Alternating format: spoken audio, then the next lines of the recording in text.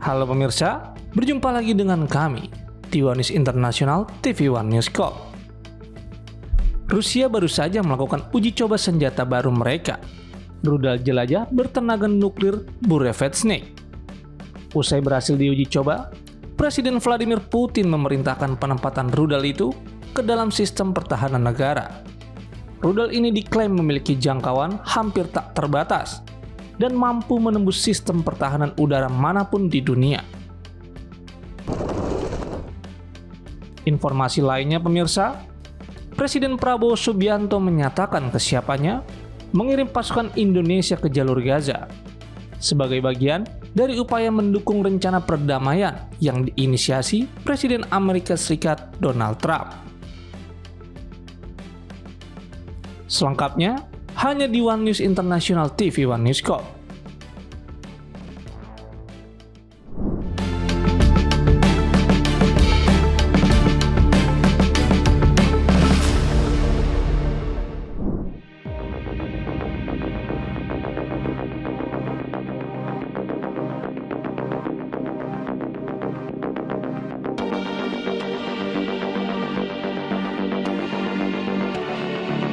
Mampu menembus pertahanan udara manapun di dunia.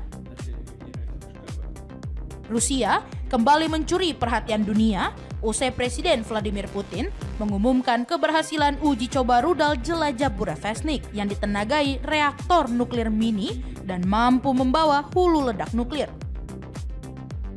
Dalam video yang dirilis Kremlin, Putin menerima laporan dari Kepala Staf Angkatan Bersenjata Jenderal Valery Gerasimov yang menyebut uji coba itu berhasil menempuh jarak 14.000 km selama 15 jam penerbangan.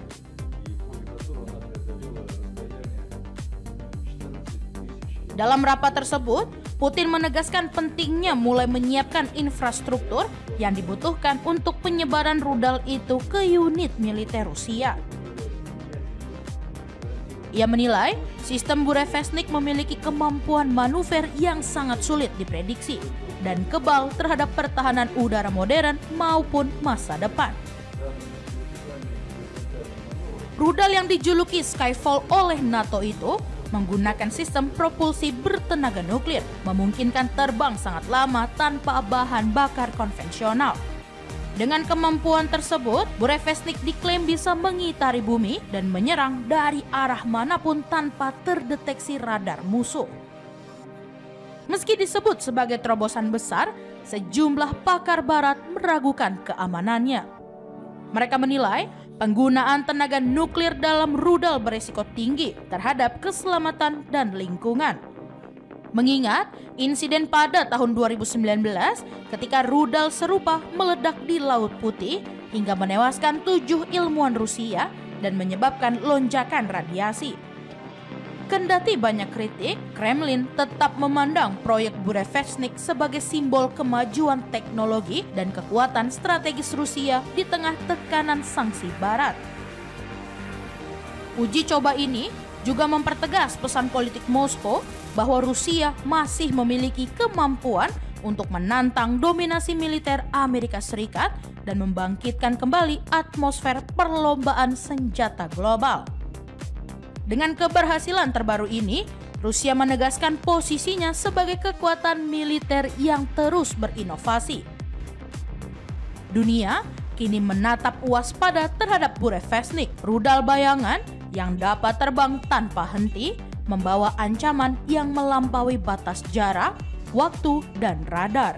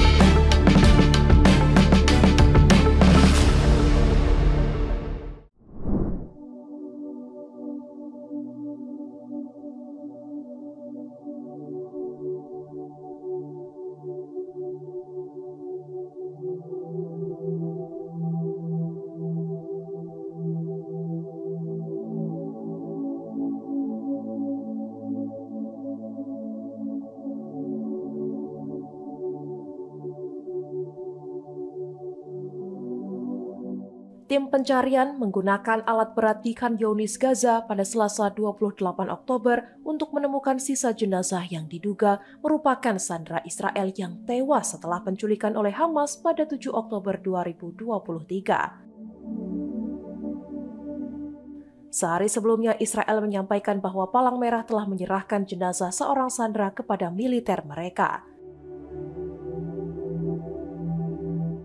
Apabila identitas yang baru ditemukan itu terbukti, maka masih ada 12 sandera yang jasadnya belum ditemukan di Gaza.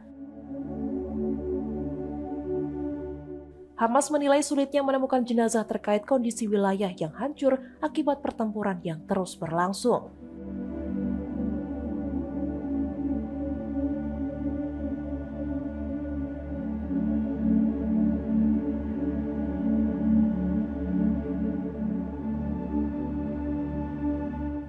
Sayap militer Hamas sebelumnya menyatakan telah menemukan satu jasad sandera lagi yang juga akan diserahkan.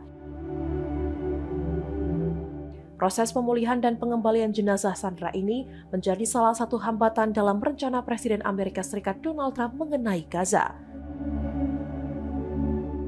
Menurut pemerintah Israel, kelompok militan Palestina diyakini mengetahui lokasi keberadaan jenazah-jenazah tersebut. Pada misi 26 Oktober, Israel memberikan izin kepada tim teknis Mesir dan Palang Merah untuk mulai melakukan pencarian. Eskavator dan kendaraan berat akan dikerahkan di area yang telah ditinggalkan pasukan Israel sesuai dengan rencana Trump.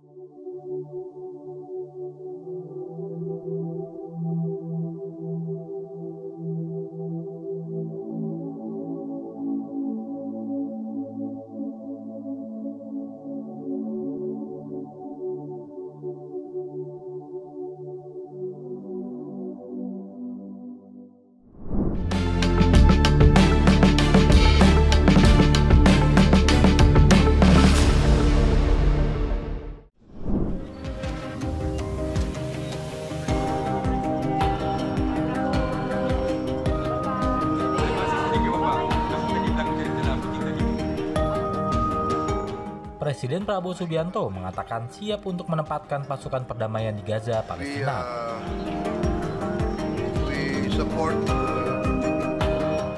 Hal itu dilakukan dalam upaya mewujudkan rencana perdamaian yang diinisiasikan Presiden Amerika Serikat Donald Trump.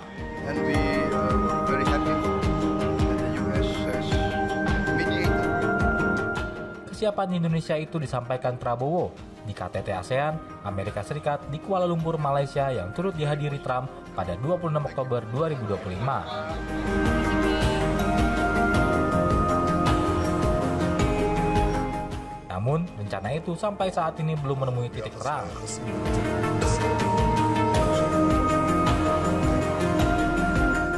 Terlebih setelah Israel berkeras bahwa mereka merupakan pihak yang berwenang untuk menentukan negara asing yang boleh terlibat dalam pasukan perdamaian itu.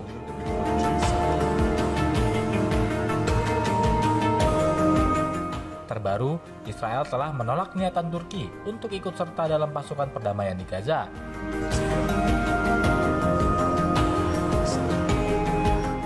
Adapun Yordania menyatakan tidak ingin terlibat dalam pasukan perdamaian tersebut jika misinya menegakkan perdamaian di Gaza.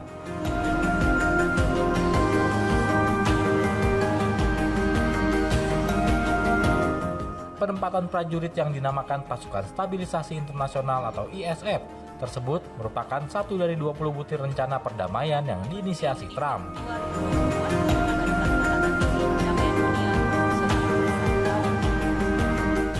Lantas, sejauh mana Prabowo bisa berperan dalam mendukung upaya perdamaian yang digagas Trump?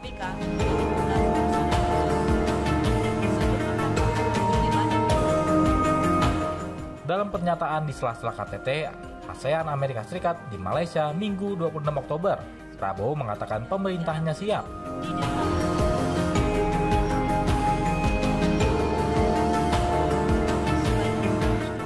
Dan berkomitmen untuk mendukung upaya perdamaian dan stabilisasi di Gaza, salah satunya dengan mengirim prajurit ke dalam pasukan perdamaian internasional.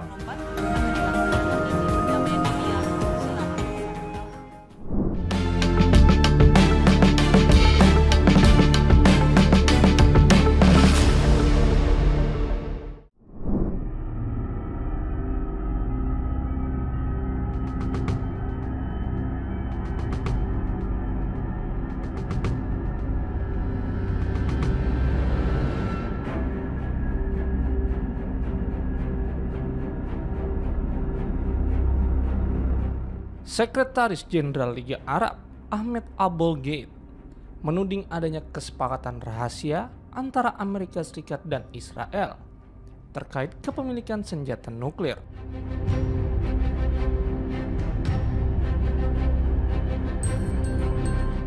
Ia menyebut Washington diduga berjanji untuk tetap bungkam soal program nuklir Israel, sementara Tel Aviv berkomitmen menjaga kerahasiaannya secara permanen.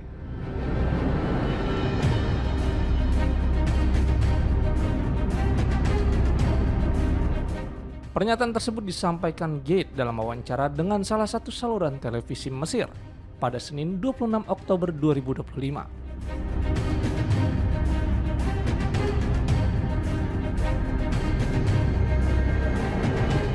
Gate menjelaskan bahwa perjanjian tidak resmi itu membuat Amerika Serikat memilih diam. Sementara Israel tidak pernah membuka diri soal keberadaan senjata nuklirnya.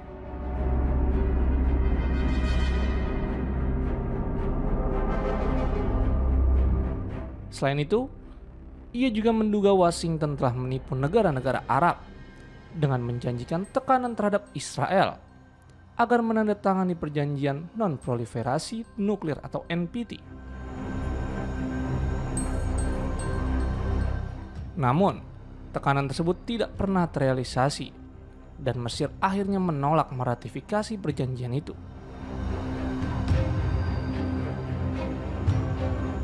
Aboulgate menilai sikap bungkam dunia terhadap senjata nuklir Israel disebabkan perlindungan kuat dari Amerika Serikat.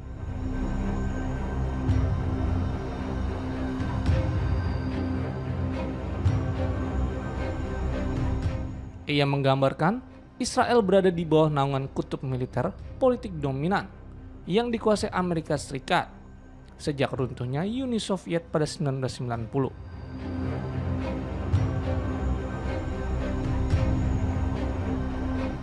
Sebagai mantan Menteri Luar Negeri Mesir, Gate menuturkan bahwa Kairo sengaja tidak meratifikasi konvensi.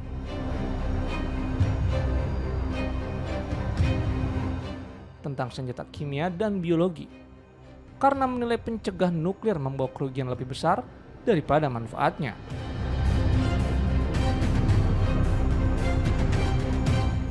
Ia menegaskan bahwa diplomasi Mesir secara konsisten mendorong terciptanya kawasan Timur Tengah yang bebas dari senjata pemusnah massal.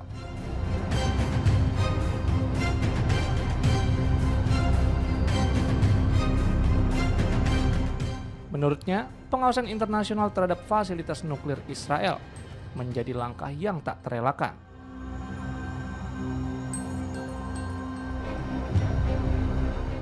Gate juga memperingatkan kondisi tersebut dapat memicu krisis eksistensial di kawasan dan memaksa Washington meninjau kembali perlindungan politiknya terhadap Israel.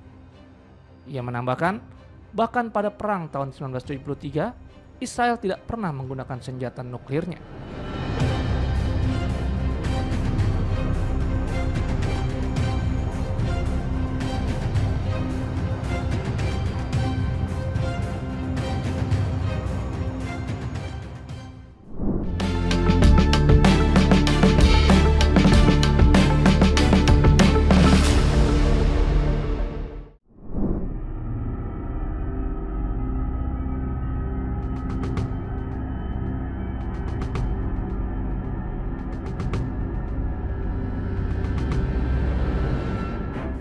Partai Demokrat dinilai perlu memperkuat kembali dukungan dari pemilih berpenghasilan rendah dan kalangan muda. Mamdani, politisi progresif keturunan India yang lahir di Uganda, kini menjadi warga Amerika Serikat sejak 2018.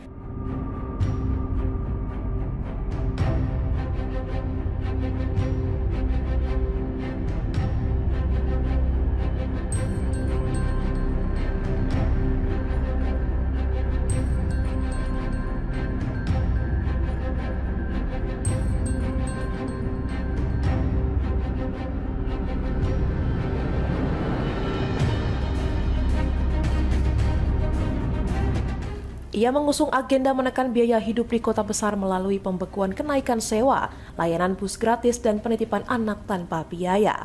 Sikap kerasnya terhadap Presiden Donald Trump turut membuatnya populer di kalangan Demokrat.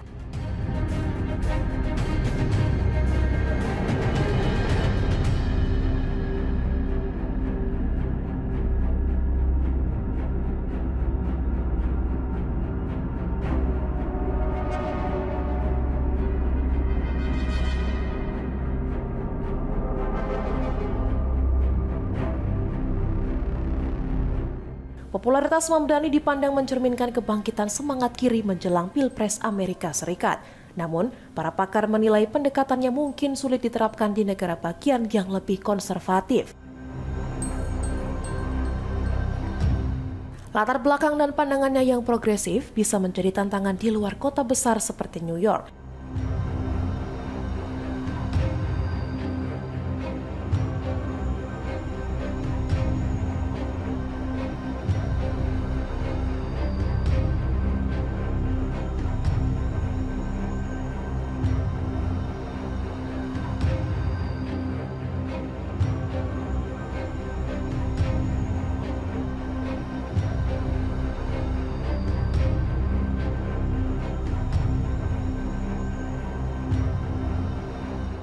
Figurnya bahkan mulai dijadikan sasaran serangan Partai Republik sebagai simbol kebijakan ekstrim Demokrat.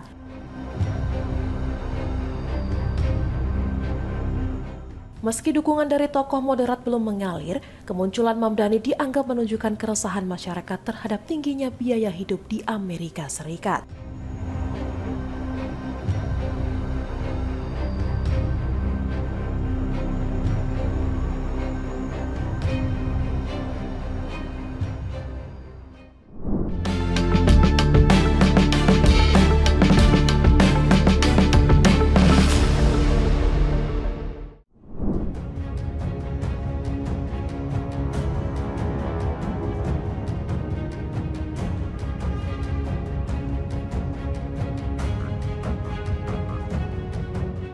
Pasang pesawat pengebom strategis B-1B milik Amerika Serikat terbang di atas Laut Karibia lepas pantai Venezuela pada Senin 27 Oktober 2025. Langkah ini menjadi unjuk kekuatan ketiga militer Amerika Serikat di kawasan tersebut dalam beberapa pekan terakhir.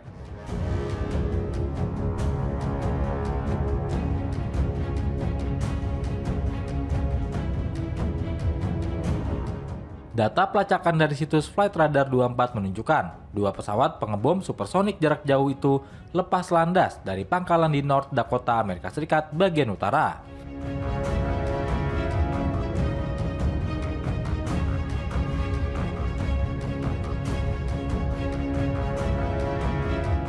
Sebelum terbang sejajar dengan garis pantai Venezuela dan menghilang dari radar.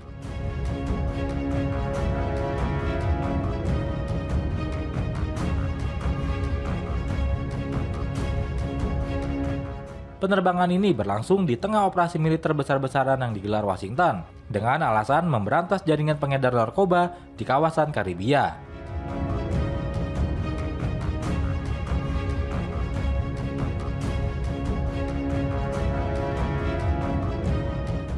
Namun, pengerahan kekuatan militer tersebut memicu kekhawatiran di Caracas.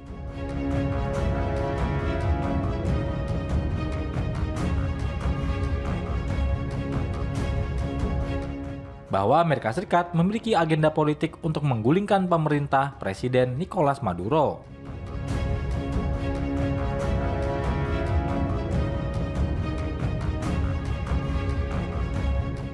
Aksi terbaru ini menyusul dua misi serupa, yakni penerbangan pesawat B-1B di dekat wilayah udara Venezuela pekan lalu dan mengerahkan jet pengebom B-52 2 minggu sebelumnya.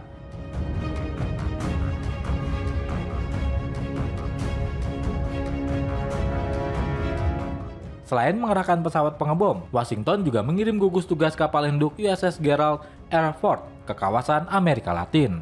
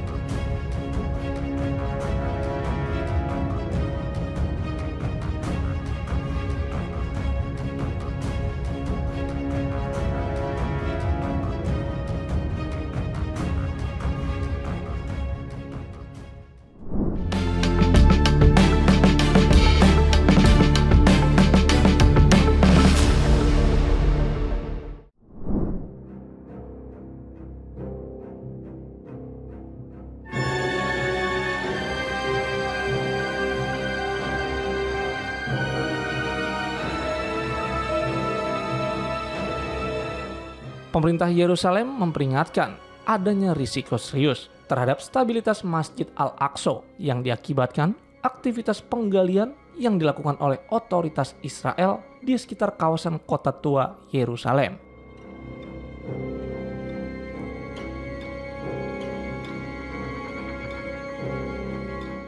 Pemerintah menegaskan agar pekerjaan penggalian tersebut segera dihentikan karena membahayakan struktur bangunan bersejarah di kawasan suci tersebut.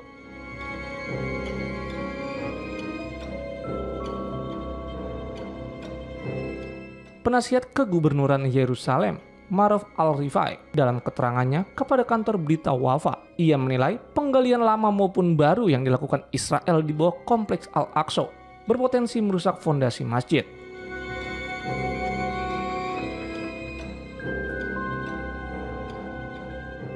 Ia menyebut penggalian terowongan yang menghubungkan sejumlah situs kolonial merupakan bagian dari rencana untuk mengubah karakter sejarah dan keislaman kota tua Yerusalem.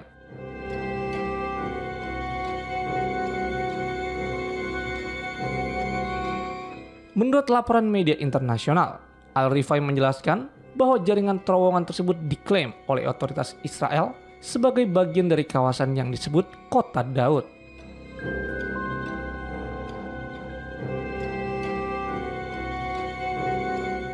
Sebagian besar bagian dari terowongan-terowongan itu merupakan saluran air kuno yang kini telah dialihfungsikan menjadi museum, sinagoge, dan jalur wisata keagamaan Yahudi.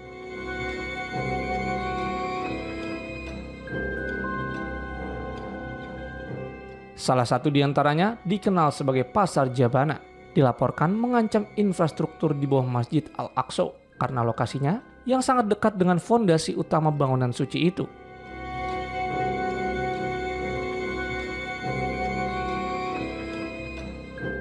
Al-Rifai menilai aktivitas penggalian tersebut tidak didasarkan pada metode ilmiah dan justru melanggar status quo kawasan suci.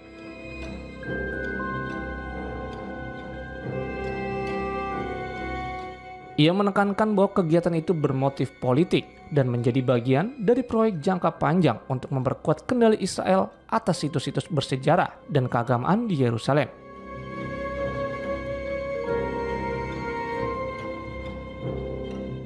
Ia juga memperingatkan bahwa penggalian tersebut dapat menyebabkan kerusakan pada berbagai peninggalan bersejarah Palestina.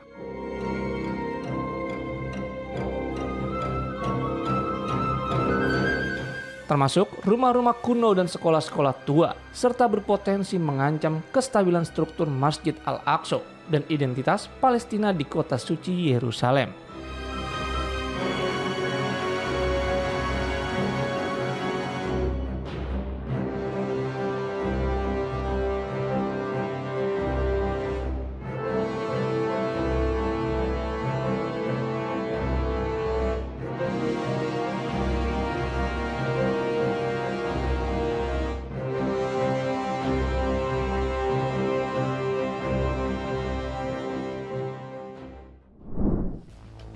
Demikian informasi yang dapat kami sampaikan pemirsa. Terima kasih telah bergabung bersama kami. Sampai jumpa di One News Internasional berikutnya, setiap pukul 8 malam hanya di kanal YouTube TV One News.com.